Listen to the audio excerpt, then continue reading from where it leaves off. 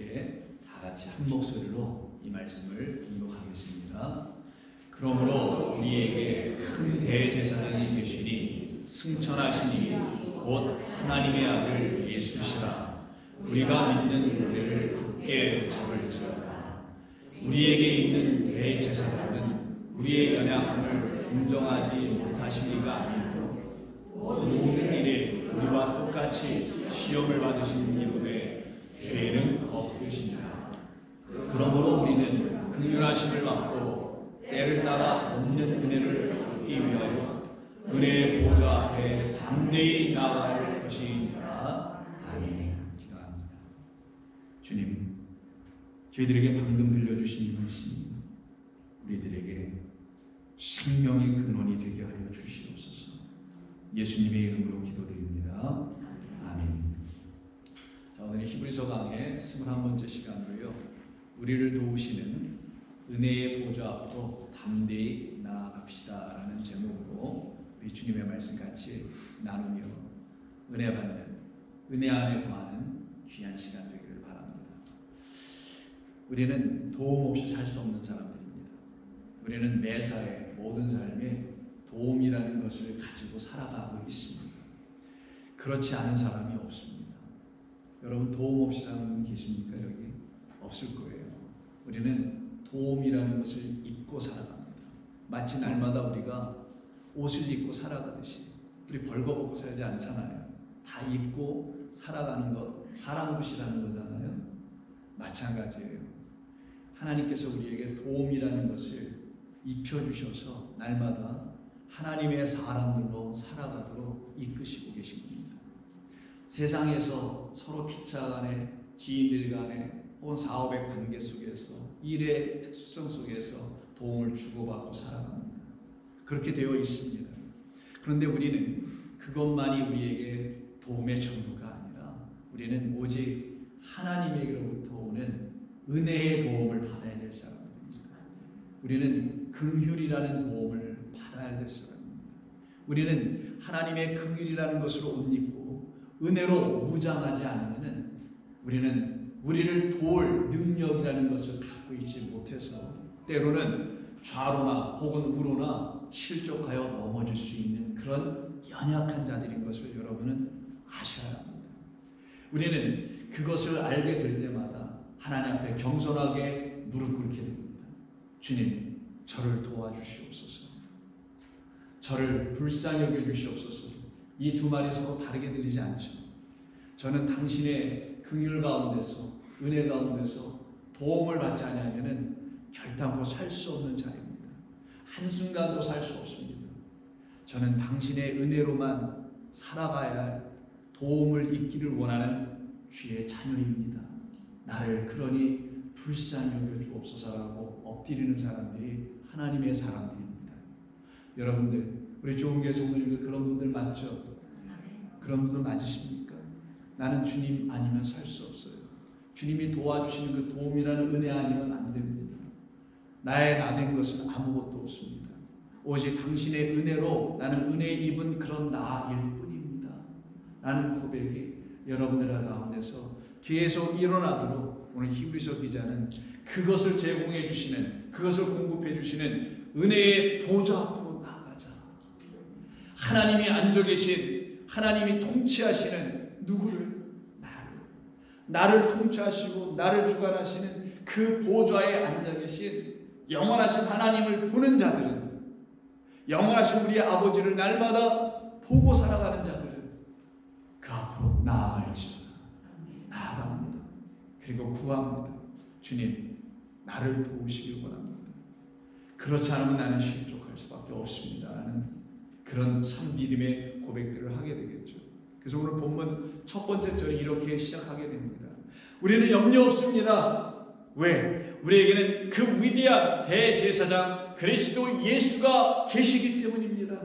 그 예수님은 승천하신 하나님의 아들이십니다.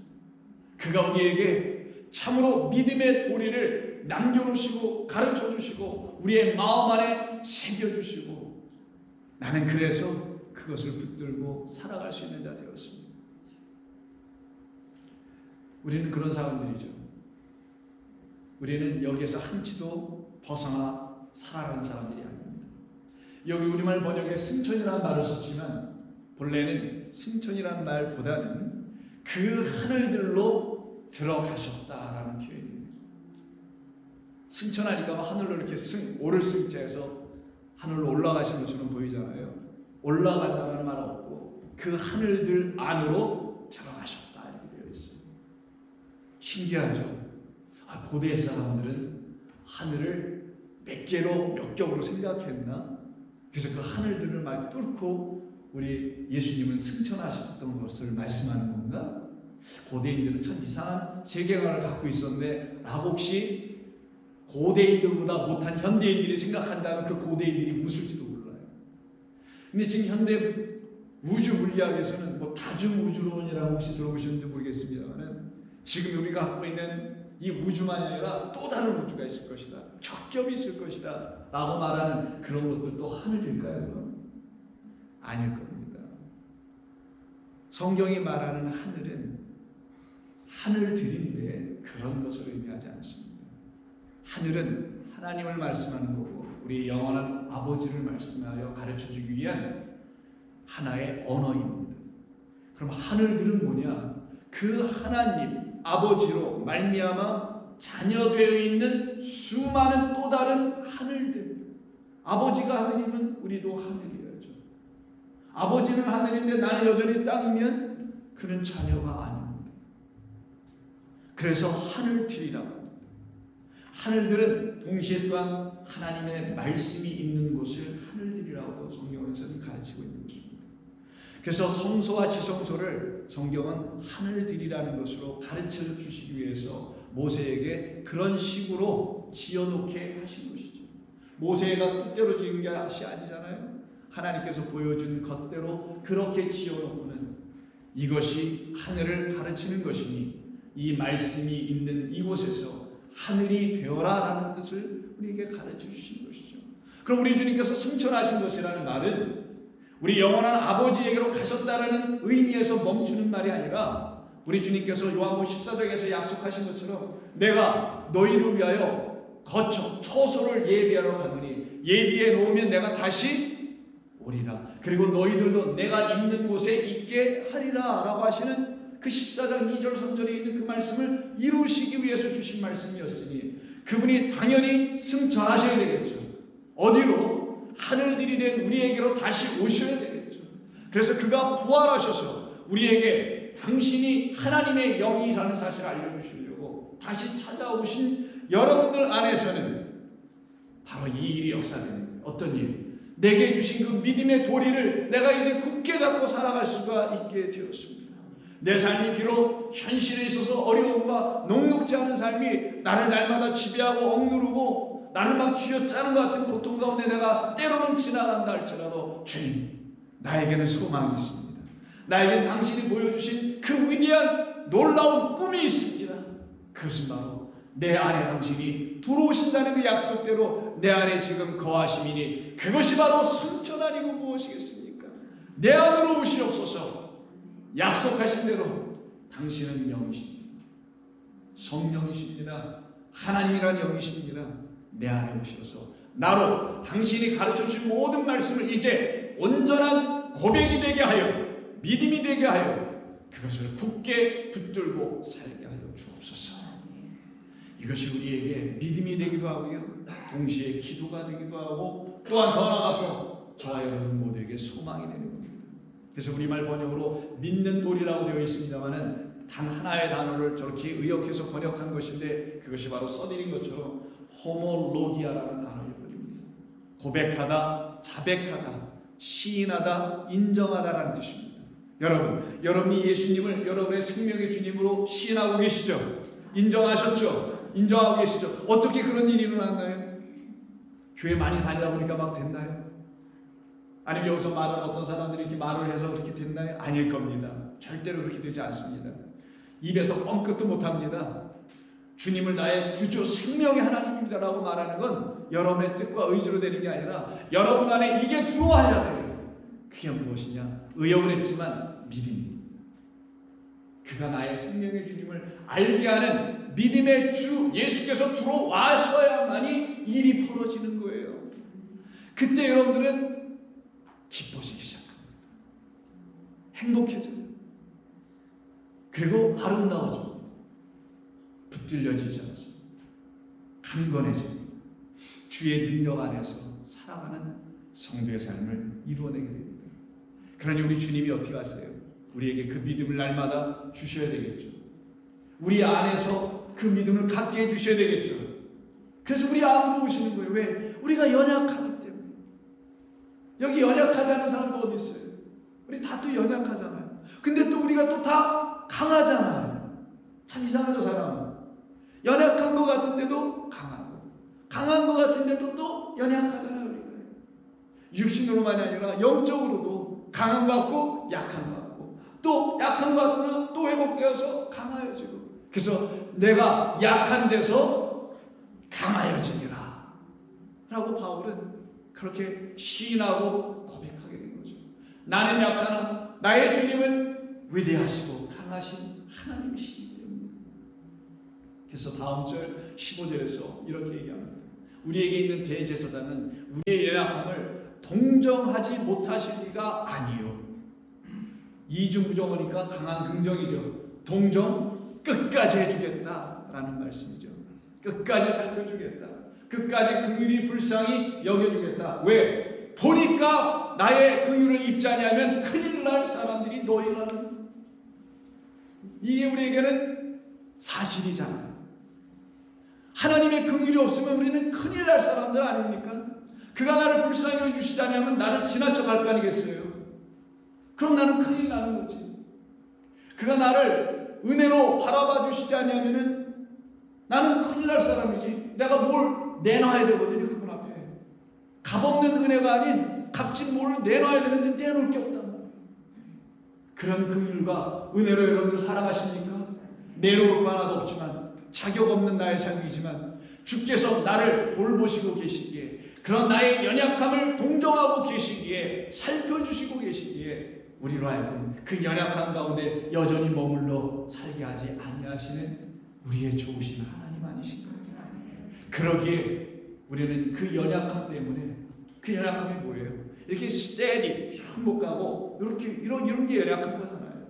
때로는 올라갔다가 자기 기분으로, 때로는 그 기분이 다 되면 뚝 떨어졌다가, 이런 연약함 우리가 갖고 있었죠.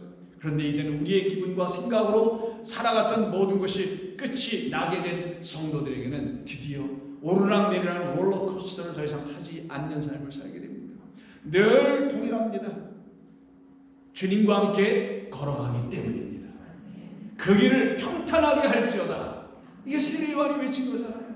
그가 오시면 그렇게 우리를 쫙 평탄하게, 굴곡 없게, 일관되게, 동일하게 바라보며 살아가게 하실 그 주님이 우리의 연약함을 아시니, 그 연약함 때문에 시험에 자주 들어가고 빠지고 힘겨워하고 부딪히고 하고 있는 그런 우리를 불쌍히 여기셔서 그가 먼저 그 시험을 받으시고 통과하시고 이기셔서 우리로 하여금 그 시험에 걸려 죄 가운데 떨어지는 자들이 아니요, 그 시험을 이겨내 승리하여 그 죄를 이겨내는 하나님의 거룩한 백성으로 세워지게 하시려고 우리의 연약함을 동정하시는 하나님, 그런 주님, 그 주님이 여러분의 생명의 주님이십니다. 그래서 오늘 16절에 이렇게 얘기합니다. 그러므로 우리는 이제 긍휼하심을 받고 때를 따라 돕는 은혜를 얻기 위하여, 긍휼과 은혜를 얻기 위하여 그 긍휼과 은혜가 부어지고 흘러내려오는 그 은혜의 보좌 앞으로 나아가야지. 그 보좌에 앉으시니 하나님과 그의 우편에 앉으신 어린 양, 거기에서 흘러나오는, 우리 주님에게서 흘러나오는 그 은혜를 받기 위하여 우리는 나아가야 합니다. 우리는 도움 없이 살 수 없습니다. 사람 간의 도움도 필요하지만 성경에서 성도들에게 있어야 될 그 유일한 도움은 긍휼과 은혜라는 도움. 긍휼과 은혜를 주께로부터 도움받지 아니하면 여러분들은 그걸 어디 가서 도움받고 어디 가서 구워오시려고요. 미련한 처녀처럼 기름 준비한 데서 어디 가서 구워 다니려고 하는 거예요? 아닙니다. 우리는 지혜로운 참 지혜, 참 하나님의 말씀이라는 지혜를 갖고 살아가는 사람들이니 우리는 날마다 그를 구하며 살아갑니다. 그래서 우리는 이렇게 외치게 되는 거예요. 나의 연약함을 도와주세요. 나의 믿음 없음을 좀 도와주세요. 나는 당신의 은혜와 긍휼로 나의 연약함과 믿음 없음이 다 다시 채워져 그 믿음의 돌이라는 호몰로기아, 말 그대로 온전한 고백, 시인을 하겠습니다. 이 자리로 나아갈 수 있어야 되겠죠. 그렇게 나아가지 못하는 사람들이 바로 믿음 없는 연약한 가운데 있는 성도라는 사실을 알려주려고 마가복음 9장에 보면은요, 어떤 귀신 들린 아들을 갖고 있었던 아버지가 예수님의 제자들에게 찾아와서 내 아들 좀 어떻게 좀 도와주시오. 얘가 제정신이 아닌데 사람들이 미쳤다고 하는데 이거 어떻게 해야 될 것인지 내가 모르지만 당신의 선생 예수께서 이 정도는 얼마든지 불쌍히 여겨주시고 도와주셔서 은혜 부어주셔서 깨끗하게 고쳐주신다는 내가 소문을 듣고 왔는데 그분은 어디 계신 거예요? 아니 잠시 어디 가셨어. 그럼 당신 일은 좀 할 수 있는 것 아니에요? 그래서 맡겼더니만 제자들이 열심히 해봤어요. 근데 이게 안 되네. 왜 안 됐을까요? 능력이 없어서요? 물론 그럴 수도 있을 수 있습니다. 안 된 이유가 뭐였을까요? 우리를 도우실 분은 사람이 아니기 때문입니다. 제자들이 도우는 게 아니기 때문이라는 거예요. 우리의 영혼을 돕고 우리 안에 있는 더러운 영들이 빠져나가서 우리를 연약한 자가 아닌 강건한 자, 온전한 자로 세워주실 수 있는 분은 그리스도 하나님 한 분밖에 없기 때문입니다. 그래서 그가 오시니 다시 그 아버지가 여차저차 사정을 다 아뢰고서는 예수님 앞에 구하기 시작합니다. 그 앞에 있는 22절을 보면 귀신이 그를 죽이려고 불과 물에 자주 던졌다고 그 아버지가 예수님 앞에 얘기를 하네요. 그러나 무엇을 하실 수만 있다면 우리를 불쌍히 여겨 주사 도와주옵소서. 이때 아버지가 뭐라고 표현했냐면 내 아들을 불쌍히 여겨달라고 말하지 않고요. 뭐라고 했어요? 우리라고 하지 않았나요? 우리를 좀 불쌍히 여겨주세요. 그 여기서 우리라는 것은 아버지 포함한 우리를 말하는 거겠죠. 나 그리고 내 아들을 이 둘 모두를 좀 불쌍히 여겨주소서. 그리고 뭐 하달랍니까? 도와달라고 그러네요. 도와주옵소서. 날 좀 도와주옵소서. 내게는 이 아들의 문제를 해결할 수 있는 능력이 전혀 없습니다. 나 또한 나의 문제를 해결할 수 있는 능력이 전혀 없으니 나를 포함하여 내 아들까지도, 내 아들만 아니라 나까지도 당신의 불쌍함을 입지 않으면 나는 도움을 얻지 못하여 이 귀신에서 나는 떨어져 나올 수가 없습니다. 더러운 악한 영에서 내가 자유할 수가 없습니다. 날 좀 불쌍히 여겨주옵소서. 여러분 이렇게 한번 구해본 적 있습니까? 하나님의 말씀 앞에서 내 영혼이 온전치 못한 것을 보았을 때 나의 영혼을 불쌍히 좀 여겨주옵소서. 그때 예수님께서 23절에서 말씀하시기를 할 수 있거든이 무슨 말이더냐? 믿는 자에게는 할 수 있거든이라는 말이 더 이상 있지 않는다. 오직 능력으로 역사하는 하나님의 능하신 역사가 왜 그 사람에게 일어나지 않겠느냐? 믿는 자들에게는 능히 하지 못할 하나님의 일은 없느니라. 믿는 자에게 능하지 못할 일이라는 건 그 사람이 능하지 못할 일을 한다는 말이 아니라 믿는 모든 우리들에게는 하나님이 못하실 일이 없느니라는 말이겠죠. 우리가 뭘 할 수 있다라는, 할 수 있는 능력을 우리에게 주셔서 그렇게 해낸다라는 말이 아니에요. 이거 오해하면 안 됩니다. 적지 않은 그리스도인들이 이걸 그렇게 이해한단 말이에요.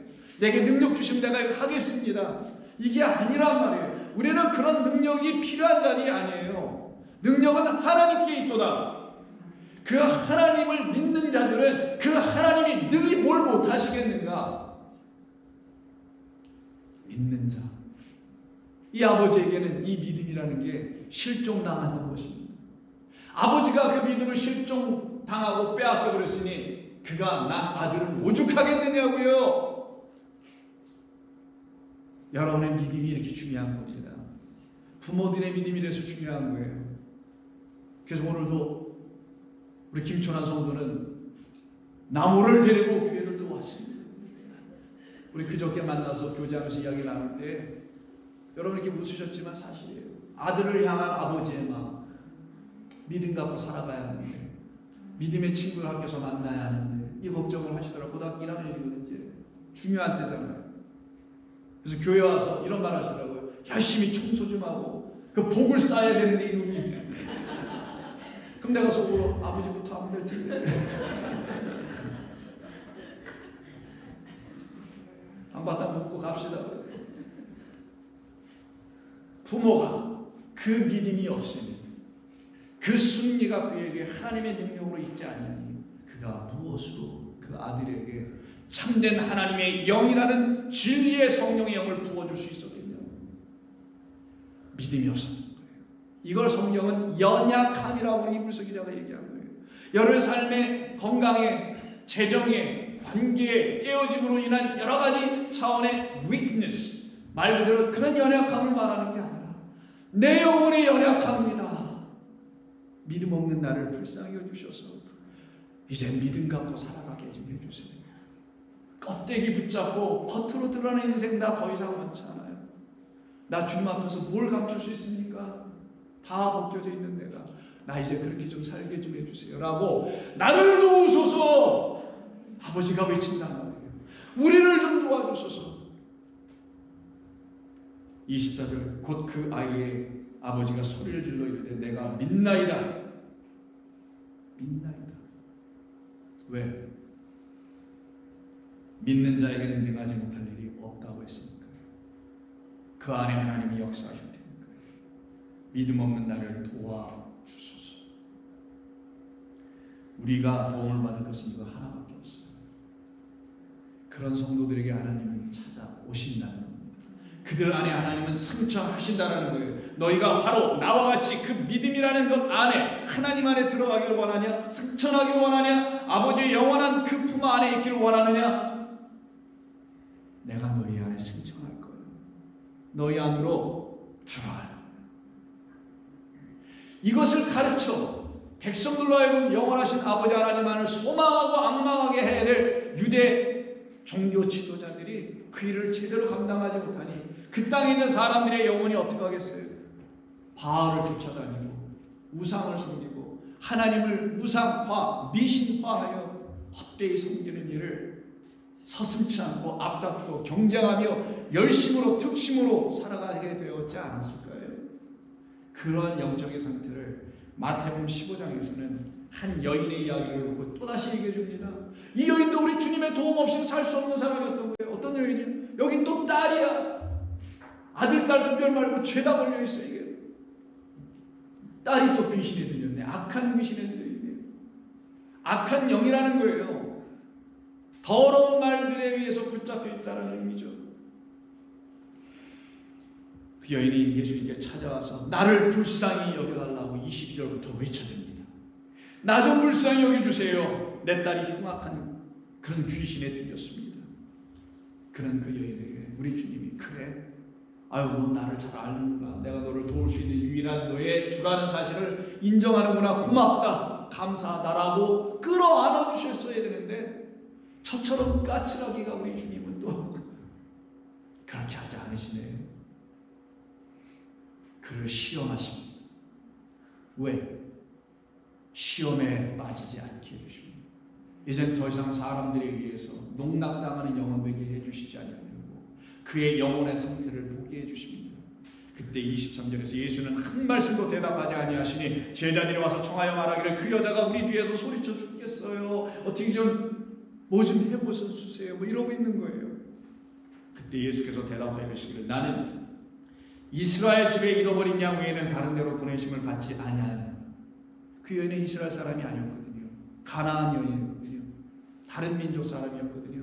그러니 이 여인은 예수님 앞에 달려나왔던 그의 발걸음이 헛되는 순간으로 그 이야기가 들려지지 않았을까요? 망연자실할 수밖에 없었겠죠. 낙심할 수밖에 없었겠죠. 나 이스라엘 사람 아닌데 어떡하지? 그러나 그 여인은 이 말을 알아들어버리고 말았다. 당신이 찾으려고 하시는 진짜 이스라엘 그 잃어버린 양은 나입니다. 나인 것을 나뉘지 않습니다. 내가 잃어버린 자 되었기에 내 딸이 이렇게 된 거 아니었겠습니까? 내가 만약 당신에 의해서 발견되고 찾아진 자였더라면 내 딸이 왜 이렇게 될 수 있을까요? 그러니 당신이 찾는 잃어버린 양 이스라엘의 내 백성이라는 것은 나일 수밖에 없는 것 아닙니까? 내가 잃어버렸습니다.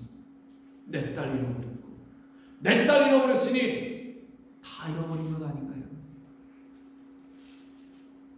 여자가 와서 예수께 절하며 이르되 저를 도우소서. 우리라는 인간은 하나님 앞에 이것을 구하여 할 영혼들일 뿐입니다. 나를 도우소서. 나를 좀 도와주옵소서. 여자가 와서 절하며 이렇게 도와달라고 하시는 그 요청에 예수님은 또 한 번 어려운 말을 던지지만 그 여인은 그것에 시험들지 않습니다. 걸려들지 않습니다.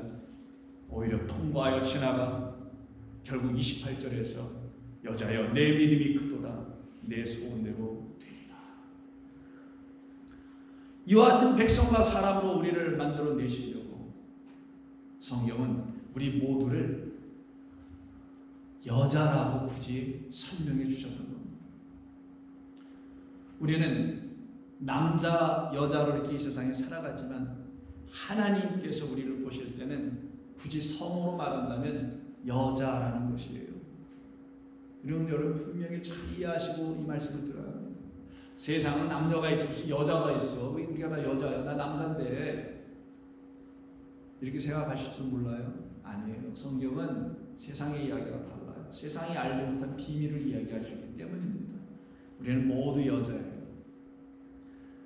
성으로서 여자가 아니라 젠더라는 그것으로 여자가 아니라 하나님으로부터 생명이라는 씨를 받아야 할 존재로서 여자라는 걸 알아야 됩니다. 그걸 받지 아니하면 우리는 하나님의 생명을 갖지 못해요. 그래서 요한계시록 끝 마지막 책에서 우리 모든 성도들을 여자로 설명하여 음녀가 될 거냐, 씨 못 가진 자, 생명 없는 자, 타락한 여인으로 갈 거냐, 아니면 생명을 잉태한 거룩한 주의 백성으로 살아갈 거냐, 두 여자를 대조하여 비교하여 보여주는 말씀으로 채워져 있는 거예요. 그중 음녀는 관심 없잖아. 우리 빼놓고 하나님의 거룩한 신부인 한 여자에 대한 이야기를 요한계시록 12장이 이렇게 말하는 겁니다. 근데 그 12장의 이 여인이 생명의 씨 하나님의 말씀을 잉태하니 그리스도를 영접하니 그 아들로 말미암아 이제는 시험을 이기는 자, 승리하는 자로 살아가요. 그런데 이에게 자꾸만 어떤 존재가 찾아와 그를 자꾸만 실족시키고 연약하게 만들려고 믿음 없게 하게 하고 하나님의 말씀을 인정하고 시인하지 못하게 거짓된 영을 계속 부어주는 어떤 존재가 찾아와요. 그를 갖다가 뭐 사탄이니 마귀니 옛뱀이니 용이니 말을 하는 겁니다. 그가 끝내는 찾아와서 그를 괴롭히고 어렵게 합니다. 그것을 기록한 것이 12장 15, 16절이에요. 여자의 뒤에서 뱀이 그의 입으로 물을 강같이 토하여 여자를 물에서 떠내려가게 하되, 다 상징적인 표현이죠. 그 용의 입에서 나오는 물은 말이라는 거예요. 더러운 말. 물은 항상 생명을 주는 상징인데 그것을 주지 않고 떠내려가게 하니 홍수의 물이 되지 않겠어요? 죽이는 물, 사망의 말을 쏟아붓더라는 거예요. 그때 그 여인을 돕는 자가 나타납니다. 땅이 여자를 도와. 땅이 도와겠어요? 이게 무슨 신화입니까? 전설입니까? 애들 구연동화예요? 아니잖아요. 땅이 도운 게 아니라 약속의 땅 그리스도가 그 여자를 도와. 그 입을 벌려 그 용의 입에서 토한 더러운 강물을 어떻게 하더라? 삼키더라. 이것이 바로 예수께서 성령이 끌려 광야에 나가셔서 마귀가 토해낸 모든 말, 더러운 말들을 어떻게 해요? 그 시험들을 다 삼켜버려 그 시험을 이기고 나오시더라. 그 시험을 이기고 나오니 그에게 참된 것이 있음을 알게 되죠. 그걸 죄 없는 자라고 하는 거예요. 우리는 이렇게 그 땅으로부터 도움을 받아야 될 하나님의 백성들이라는 사실을 알려주는 겁니다. 이때 우리는 우리 생명을 가지고 이 세상에서 능력하게, 담대하게, 그리고 겸손하게, 멋지게 살아가게 되는 겁니다. 비록 여러분이 힘들어, 어려워도 그런 정도의 것이 여러분들을 더 이상 연약하게 만드는, 즉 믿음 없는 자의 삶을 이루어가게 하는, 또다시 귀신에 붙잡혀 살아가게 하는 자들 되게 하지 않습니다. 주께서 여러분의 기도를 듣고 계시기 때문입니다. 그 어려운 기도 못하겠어요? 이렇게 나를 좀 도와달라는 게 그렇게 어려운 기도냐? 아니에요. 나 좀 도와주세요. 나를 좀 불쌍히 해주세요. 내가 이제 얼마 남지 않은 것 같아요. 살 날 얼마 안 남았습니다. 날 좀 도와주세요. 사랑하는 성도 여러분, 우리는 그렇게 살아가고 지어져야 될 주의 백성입니다. 그래서 오늘 본문 4장을 보시면 15절에서 우리에게 있는 대제사장은 우리의 연약함을 무시하고 돌아보지 아니하시는 그런 분이 아니시고, 당신이 그 시험을 이겨내신 것처럼, 그래서 그 아버지도 시험 이기게 하고 그 여자도 시험 이기게 하고 모두 하나님의 백성들을 다 시험에서 이기게 하여 더 이상 죄라는 생명 없는 말들에 붙잡혀 살아가는 그 죄의 삶을 더 이상 살아가지 않게 하시는 하나님이십니다. 우리가 이미 살펴본 그 앞에 장이 2장 마지막 절 18절에서도 이렇게 말씀하시죠. 그가 주께서 시험을 받아 고난을 당하셨은지 시험 받는 우리들을 능히 도우실 수 있게 되신 것입니다. 누구들 안에서요? 그가 승천하여 그들 안에서 보좌로 앉아 계시고 생명의 주가 되어 계시고, 그리고 그 안에서, 여러분 안에서 은혜와 긍휼을 날마다 부어주시는 생명의 말씀을 들려주실 때에 우리는 세상의 거짓된 말들로 더 이상 시험당하지 않고 참 생명의 주님과 함께 걸어나가는 겁니다. 우리는 그런 사람입니다. 그런데 이 시험에서 우리가 벗어나지 못하면 우리는 죽습니다. 그래서 우리 주님께서 가르쳐 주신 기도 있잖아요. 시험에 들게 마옵시고, 시험에 들면 악에 빠져요. 악한 말을 듣게 돼요. 악에서 구원하옵소서. 시험에 들어 악에 빠져 결국 사망으로 던져질 뻔했던 한 사람이 구사일생으로 살아난 한 이야기가 성경에 있는데, 여러분 너무너무나 잘 아시는 한 이야기입니다.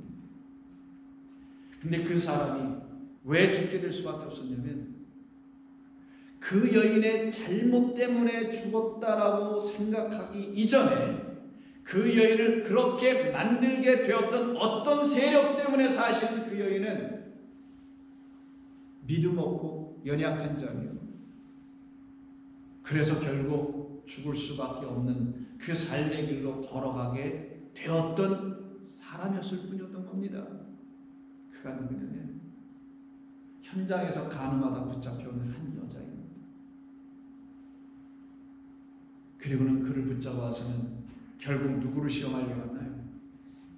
그 여인에게 있는 시험을 그들 스스로가 풀지 못하니 그 시험을 예수님께 던져서 이 시험 한번 좀 풀어봐 달라는 것인 것처럼 마치 예수님을 시험하여 찾아옵니다. 요한복음 8장입니다. 서기관들과 바리새인들이 음행 중에 잡혀온 한 여자를 끌고 와서 가운데 세워놓고 예수께 말하되 선생이요, 이 여자가 간음하다가 현장에서 잡혔나이다. 예수께 말하되 선생이요, 이 여자가 간음하다 현장에 잡혀왔는데 모세의 율법에 근거해 보면 이러한 여자는 반드시 돌로 쳐서 죽이라고 되어 있는데 선생, 당신 예수는 어떻게 말할 수 있겠습니까? 진퇴양난이죠. 이럴 수도 저럴 수도 없는 어려운 시험에 걸려든 것 같은 질문을 받았습니다. 돌로 치라고 하면 예수께서 지금까지 말씀하신 사랑의 법이 그 순간에 파괴될 것이고, 돌로 치지 말라 하면은 유대 율법을 정면으로 어기고 있는 사람처럼 보여 율법을 폐하러 온 자라 낙인이 찍힐 것이고, 그러지 않아도 그런 소문과 헛된 소리가 만무한 가운데 있습니다. 그래서 예수님은 말씀합니다. 그러냐? 너희들이 율법에 그렇게 얘기하고 있더냐? 예수님이 던지시죠. 그들이 이렇게 말하면 그들이 고발을 조건을 얻고자 하여 예수를 시험합니다. 사실은 온 세상이 시험에 들었었죠. 예수께서 몸을 굽혀서 땅에 손가락으로 뭔가를 쓰시기 시작합니다. 그리고 7절에 그들이 묻기를 맞이 아니하는지라 이에 일어나 이르시되 너희 중에 죄 없는 자가 먼저 돌로 쳐라. 좀 전에 말씀 기억 한번 해볼까요? 죄 없는 자, 악이 제거된 자, 악이 제거된 자, 연약함이 없는 자, 연약함이 없는 자, 믿음이 있는 자. 너희 중에 너희를 살려내기로 작정해 놓으신 하나님께서 너희들을 그렇게 긍휼과 은혜로 구원해 내시고 계시다는 그 믿음을 너희가 갖고 있다면 연약해지지 않았을 것이고 시험에 들게 하는 말에 빠지지 않았을 것이고 율법의 의미가 그런 뜻으로 너희에게 준 것이 아니라는 것을 너희가 익히 다 알았을 터인데 너희가 여전히 그 뜻을 그렇게 바라보지 못하고 있으니 너희의 눈으로 발견한 이 죄라고 하는 이 여인을 이렇게 돌로 치려고 하는 것 아니냐? 죄 없다면 한번 쳐봐라. 너희에게 악이 제거됐다면 너희는 치지 못할 것인데 너희에게 여전히 죄와 악이 믿음 없음이 있으니 이 여인을 돌로 치려 하는 것 아니겠느냐. 이 말씀을 하니 사람들이 어떻게 해요? 전부 다 떠나가죠. 떠나가야 하는 건가요? 거기 있어야 되는 건가요? 성경은 양심 때문에 떠나갔다고 합니다. 그 양심 때문에 떠나가면 안 됐어야 되는 거예요. 근데 그때 그 양심은 맞아요. 사람의 양심이었기 때문에 또 떠나갑니다. 하나님이 주신 선한 양심으로 그들이 다시 예수님의 말씀을 듣기를 원했다면 이 여인, 혼자 남아있던 이 여인처럼 그들도 돌멩이 내려놓고 거기 함께 남아 서 있었어야 되는 거예요. 그리고는 그리스도 예수로 말미암아 그 여인을 보호해내서 살려냈던 것처럼 그 돌 들고 율법 들고 있었던 그들도 함께 더불어 살아가는 역사가 그들에게도 있었어야 되는 겁니다. 근데 그들은 떠나가 버리고 오직 남은 사람은 누구만 남았더라? 나는 죄인이로소이다라고 고백하지 않을 수밖에 없는 한 여자만 있네요. 주 앞에서 자기의 몸을 다 보일 수밖에 없었던 한 사람은 남게 되고 그 사람은 거기에서 구원받고 살아갑니다. 10절 예수께서 일어나서 여자 외에 아무도 없는 것을 보시고 이르시되 여자여 너를 고발하던 그들이 어디 있느냐? 너를 정죄한 자가 있더냐 없더냐? 나도 너를 정죄하지 아니하노니 가서 더 이상 죄를 범하지 말라. 우리는 이러한 주님으로 말미암아 도움을 얻고 살아가는 주의 백성들입니다. 우리가 받아야 될 도움은 이것입니다. 하나님의 긍휼입니다. 덮어주십니다. 감싸 안아주십니다. 우리를 일어나도록 새 힘을 주시는 생명의 말씀을 주시는 겁니다. 이것이 저와 여러분들에게 있어야만 오늘 본문 4장에서 이 말씀을 우리가 듣고 알 수가 있게 되는 겁니다. 그러므로 우리는 긍휼하심을 받고 때를 따라 돕는 은혜를 얻게 하여 그 은혜의 보좌 앞으로 나아가자. 나아갑시다. 매 순간순간 나아갑시다. 그들을 놓고 새 하늘과 새 땅이 열려진 하늘나라에 속한 주의 백성들이라고 요한계시록 21장은 말해주는 겁니다. 21장 3절 내가 들으니 보좌에서 큰 음성이 나네. 보좌에서 음성, 은혜의 복음의 소리가 들리기 시작하겠죠. 보라, 하나님의 장막이 사람들과 함께 있으며 하나님이 그들과 함께 계시리니 그들은 하나님의 백성이 되고 하나님은 친히 그들과 함께 계셔서 모든 눈물을 그들 눈에서 닦아주시니 다시는 사망이 없고 애통하는 것이나 곡하는 것이나 아픈 것이 다시 있지 아니하리니 처음 것들이 다 지나갔음이라. 사랑하는 성도 여러분, 우리는 이것 외에 다른 것을 도움으로 받고 싶어 하지 않습니다. 나를 불쌍히 여겨주세요 라는 긍휼과 나에게 참된 믿음을 주세요 라고 하는 은혜라는 사랑, 이것으로 여러분은 살아가셔야 합니다. 그것을 공급해 주시는 곳은 은혜의 보좌, 영원하신 하나님 아버지와 그의 어린 양 그리스도 예수일 뿐입니다. 하나님 고맙습니다. 오늘도 저희들은 주의 말씀 안에서 주님의 도우심을 입고 이 자리를 또 떠나갑니다. 우리는 이제 혼자 떠나가지 아니하고 주님으로 같이 갑니다. 주님과 함께 동행해 갑니다. 저희들을 불쌍히 여겨주셔서 실족하지 않고 믿음의 반석 위에 서서 걸어가게 주시옵소서. 예수님의 이름으로 기도드립니다. 아멘. 자, 우리 찬송가 304장입니다. 찬송가 304장 함께 찬송합니다.